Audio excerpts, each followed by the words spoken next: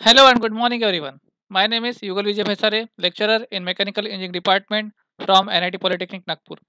मैं आप सभी का स्वागत करता हूँ लेक्चर नंबर 54 में, जहाँ आज हम पढ़ने वाले हैं इंसुलेशंस के बारे में। चलिए स्टार्ट करते हैं। ये रहे आपके डिपार्टमेंट के विजन और mission. Please pause the video and read it. I hope आप सभी ने इसे रीड कर लिया होगा। पिछले लेक्चर में हमने पढ़ा था फैंस और ब्लोअर्स के बारे में, और आज हम पढ़ने जा रहे हैं इंसुलेशन के बारे में। और ये रहे आपके program outcomes to be achieved. Insulation की क्या आवश्यकता होती है?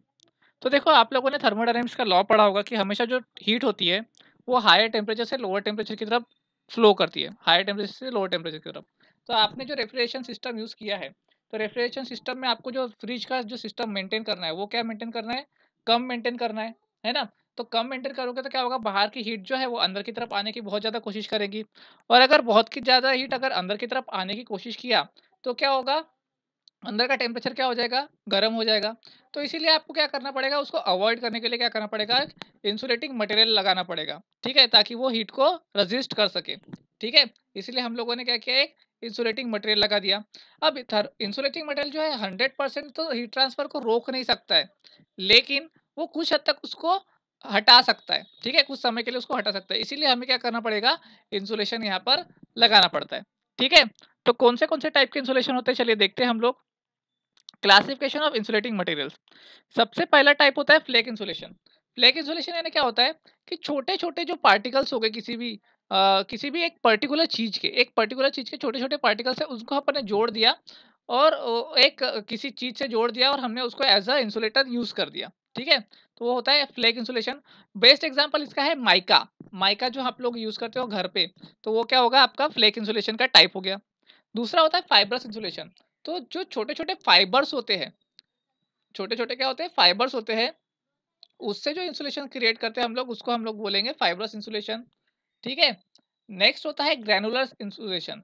तो ग्रैनुलर इंसुलेशन मतलब क्या होता है, छोटे छोटे ग्रैनुअल्स होते हैं। ठीक है, तो हम लोग उसको जब उसको जोड़ के जब एक हार्ड मटेरियल बना देते हैं, उसको हम लोग बोलेंगे ग्रैनुलर इंसुलेशन। तो वो होता है आपका कॉर्क। फॉर एग्जांपल के लिए क्या लेंगे हम लोग, कॉर्क। कॉर्क आप लोगों को पता है। ठीक है, लकड़ी का एक छोटा सा टुकड़ा होता है, उसको हमने थोड़ा-सा तोड़ दिया और एक शेप में ला लिया, तो उसको वो क्या हो गया, हमारे इंसुलेशन की तरफ पे काम करेगा।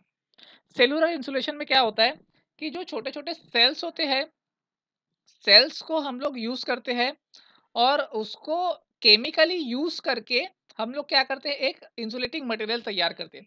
अगर सेल्युलर इंसुलेशन के बारे में आप लोगों को जानना हो, तो आप लोग मेरा ये वीडियो देख लीजिए, जिसमें मैंने प्रैक्टिकल में आप लोगों को इंसुलेशन किस प्रकार से तैयार किया जाता है वो आपको सिखाया था। ठीक है, वो एक प्रकार का सेल्युलर इंसुलेशन था। एग्जाम्पल के तौर पे क्या था, वो पॉलीयूरेथीन या फिर हम लोग यूरेथीन यूज़ करते हैं। ठीक है, रिफ्लेक्टिव इंसुलेशन यानी क्या होता है, आप लोगों ने रिफ्लेक्टिव इंसुलेशन अपने थर्मोडायनामिक्स में पढ़ा होगा। वो क्या होता है, एक प्रकार की शीट होती है। वो शीट क्या करती है, आप जो भी हीट आती है उसको क्या करेंगी, वो एकदम से रिफ्लेक्ट कर देंगी। मान लो आपने ये शीट रख दी और यहाँ से कोई हीट आ रही है, तो क्या करेंगे, उसको रिफ्लेक्ट कर देंगी, आगे जाने ही नहीं देंगी। तो हम लोग क्या करेंगे, रिफ्लेक्टिव कुछ चीज यूज करेंगे। तो ये होता है आपका रिफ्लेक्टिव इंसुलेशन। आई होप सभी को समझ में आ गया होगा कि क्लासिफिकेशन क्या होते हैं इंसुलेशन मटेरियल के। आगे देखते हैं इंसुलेटिंग मटेरियल्स कौन से हम लोग यूज कर सकते हैं। तो सबसे पहला जो मटेरियल होता है वो कॉर्क। कॉर्क को हम लोग बहुत ज्यादा यूज करते हैं। दूसरा होता है ग्लास के वूल। तो ग्लास के छोटे छोटे फाइब्रस मटेरियल्स होते हैं, तो हम लोग उसको भी यूज करते हैं। Fibre glass. पॉलीयूरेथीन फॉर्म को याद रखिएगा, हमको इसके डिटेल में पढ़ना है क्योंकि इसके ऊपर बहुत ज्यादा क्वेश्चंस पूछे जाते हैं। सेलोटेक्स एक मटेरियल होता है, तो सेलोटेक्स मटेरियल भी बहुत ज्यादा इंपॉर्टेंट होता है इंसुलेटिंग मटेरियल के लिए। ओके, उसके बाद कैपॉक। कैपॉक एक मटेरियल होता है जिसकी हीट थर्मल कंडक्टिविटी थोड़ी कम होती है, इसीलिए हम लोग इसको भी ज़्यादातर यूज़ करते हैं। ठीक है, और रिफ्लेक्टिव इंसुलेशन तो आप लोगों को अभी बताया मैंने, रिफ्लेक्टिव इंसुलेशन यानी क्या होता है। तो रिफ्लेक्टिव इंसुलेशन हम लोग यूज़ करते हैं। तो मैंने आपको बताया था पॉलीयूरेथीन फॉर्म के बारे में। तो पॉलीयूरेथीन फॉर्म क्या होता है, एक सेलुलर इंसुलेशन होता है। मैंने अभी आपको समझाया था सेलुलर इंसुलेशन क्या होता है। उसका टेम्परेचर रेंज आप लोग ध्यान में रखिएगा कि -200 डिग्री से लेकर तो 120 डिग्री सेल्सियस तक के वो काम करता है। ठीक है, ये बहुत ज़्यादा इंपॉर्टेंट है हमारे लिए, इसीलिए हम लोग इसको यूज़ किया जाता है ज़्यादातर। ठीक है, एप्लीकेशंस कहाँ पे हैं, तो डोमेस्टिक रेफ्रिजरेटर और वाटर कूलर्स में हम लोग यूज़ करते हैं इसको। ओके, थर्मल कंडक्टिविटी कितनी रहेंगी सर, तो इसकी रहेंगी 0.021 वैट पर मीटर केल्विन।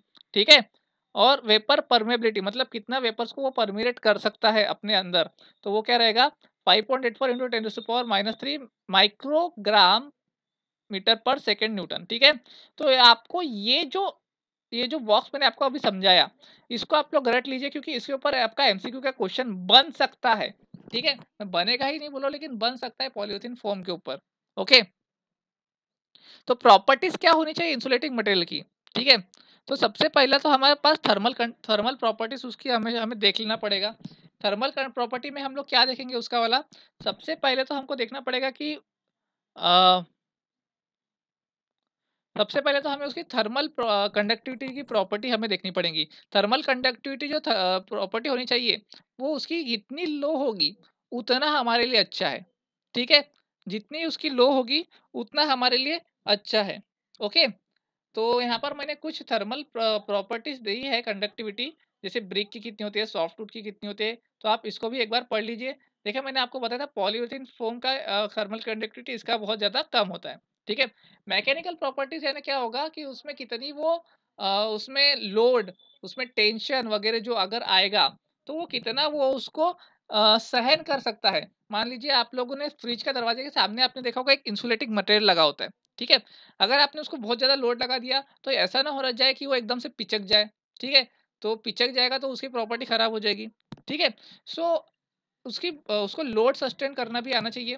और लास्ट होता है उसकी फिजिकल कंडीशन। फिजिकल कंडीशन यानी क्या होता है उसकी, उसमें इन्फ्लेमेबिलिटी कितनी होगी, क्या वो ऑर्डरलेस है या ना है, उसमें मॉइस्चर कंटेंट कितना है, तो ये सारी चीज़ें भी बहुत ज़्यादा मायने रखती है।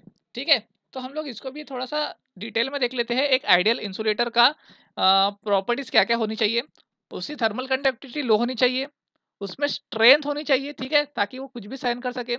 उसका वेट थोड़ा अच्छा होना चाहिए, इतना भी ज़्यादा नहीं हो कि आपके रेफ्रिजरेटर का या एयर कंडीशनिंग का बहुत ज़्यादा लोड बढ़ जाए, वेट बढ़ जाए। ठीक है, या फिर उसमें ऑर्डर भी नहीं होना चाहिए। ठीक है, नहीं तो अपने को क्या करेंगे, अपन फ्रिज खोलेंगे, अपने को बहुत गंदी गंदी स्मेल आएंगी। नॉन फ्लेमेबल होना चाहिए, आग नहीं लगनी चाहिए वहाँ पे, क्योंकि देखो आपके फ्रिज में मेन कंपोनेंट होता है आपका कंप्रेसर और एवापोरेटर। एवापोरेटर से क्या होगी, हीटिंग वगैरह होगी, तो वो आग नहीं पकड़ना चाहिए उसको। ठीक है, केमिकल स्टेबिलिटी होनी चाहिए उसमें, मॉइस्चर रेजिस्टेंस होना चाहिए, क्योंकि देखो आप लोग मॉइस्चर के साथ खेल रहे हो वहाँ पर, और अगर मॉइस्चर रेजिस्टेंस नहीं होगा तो आपका इंसुलेटर क्या हो जाएगा, खराब हो जाएगा। ठीक है, तो ये लो कॉस्ट भी होना चाहिए। तो ये कुछ प्रॉपर्टीज होती है आपके आइडियल इंसुलेटर की। ठीक है, तो आई होप सभी को समझ में आ गया होगा। हमने क्या देखा आज इंसुलेटिंग मटेरियल के बारे में।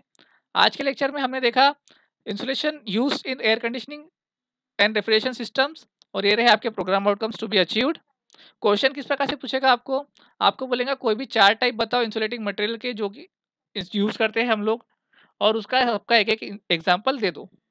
या फिर इंपॉर्टेंट प्रॉपर्टीज क्या होते हैं इंसुलेटिंग मटेरियल्स के, तो आपको ये भी बताना पड़ेगा। थर्मल प्रॉपर्टी और मैकेनिकल प्रॉपर्टी को आपको एक्सप्लेन करने बोलेगा तो आप एक्सप्लेन कर सकते हो।